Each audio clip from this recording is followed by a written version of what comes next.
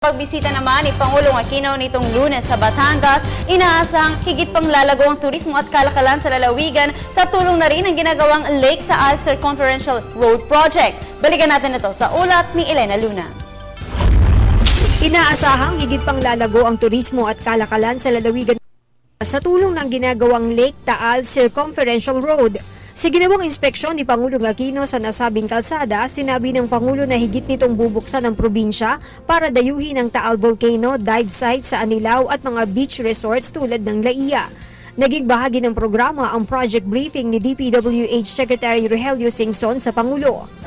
Itong Tanawan, Talisay, Laurel at Agoncillo will cut travel time going to Lemery, no?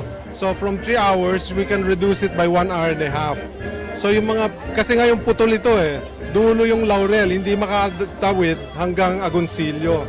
So by completing this gap, tuloy-tuloy na yon. May nakalaang 285 million pesos na pondo ang proyekto para ayusin ang kalsada. Sinimulan ito ng Enero at matatapos sa Setyembre ngayong taon. This side of the circumferential road, which is about 40 kilometers, will be by this year, about September.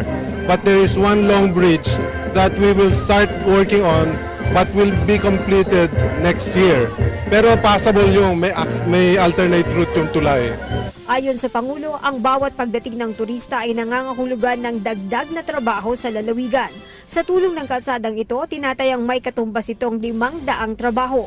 Well, this is all part of the tourism development for Batangas, no? So if you remember, nagbukas tayo ng tunnel, no?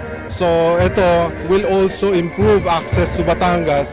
So yung Tagaytay Road na isang kalye dati, madedecongest na yon. Okay?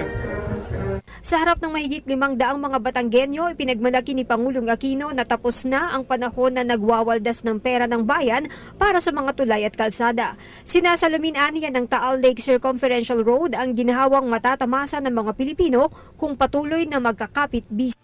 Mula sa Agoncillo, Batangas, Elena Luna para sa Telebisyon ng Bayan.